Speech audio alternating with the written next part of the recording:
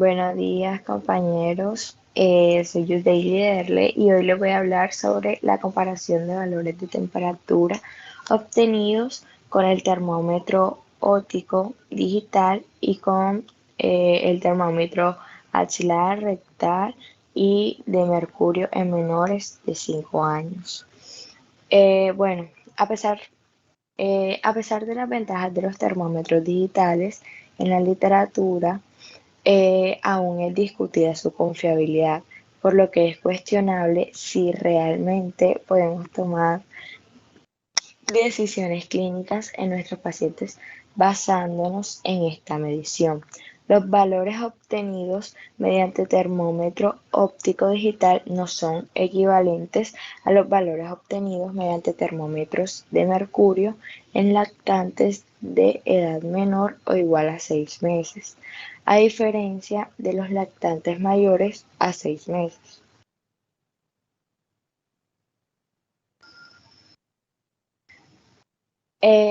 Bueno, en los métodos, primero se evaluó con una población de 50 pacientes.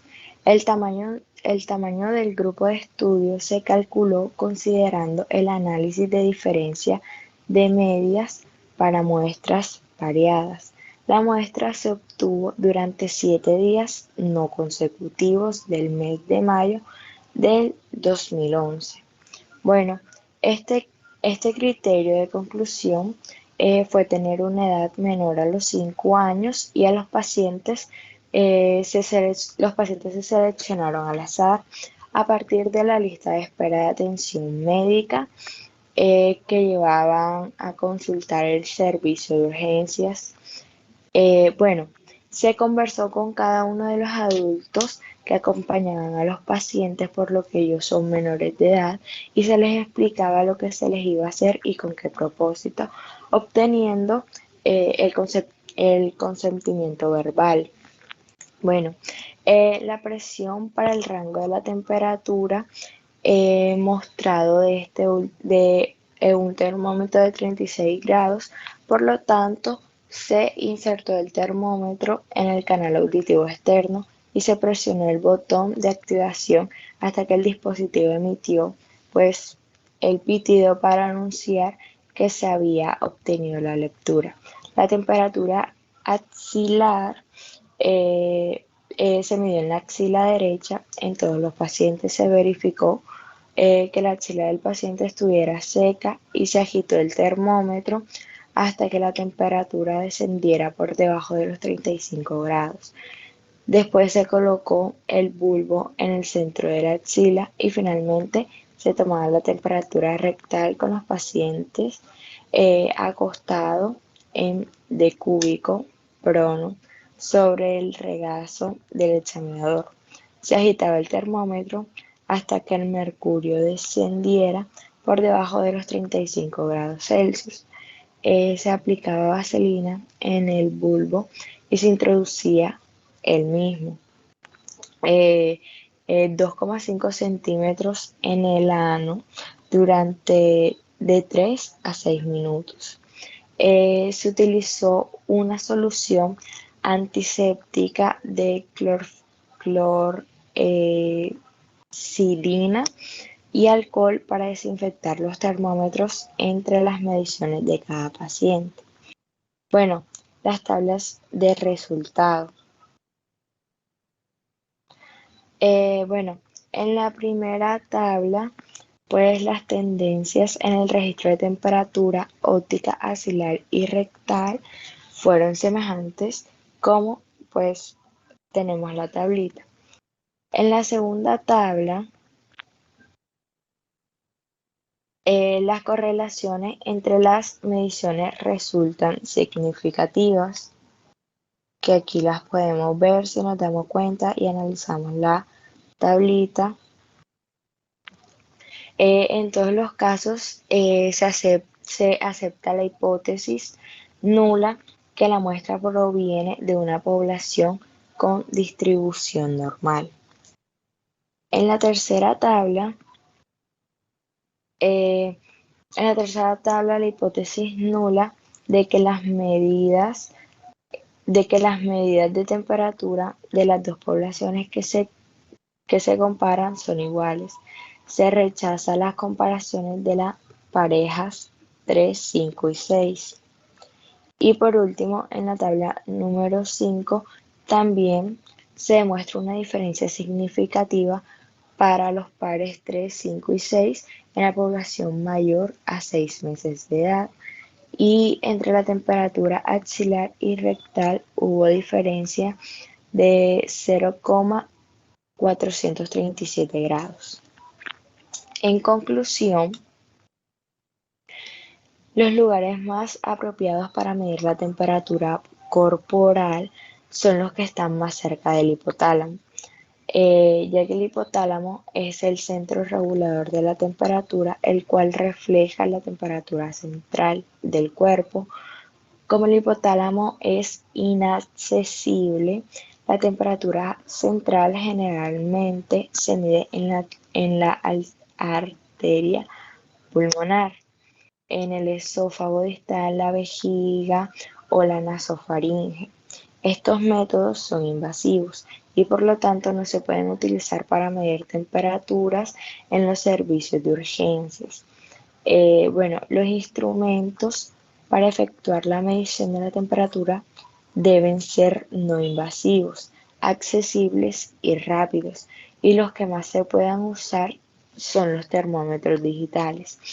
Eh, la temperatura axial es considerada menos precisa, sin embargo puede ser útil como primera aproximación en mayores de 3 meses, en caso de que no se pueda tomar la temperatura rectal. Y la temperatura óptica mide la cantidad de calor producida por la arteria temporal detectando la radiación térmica.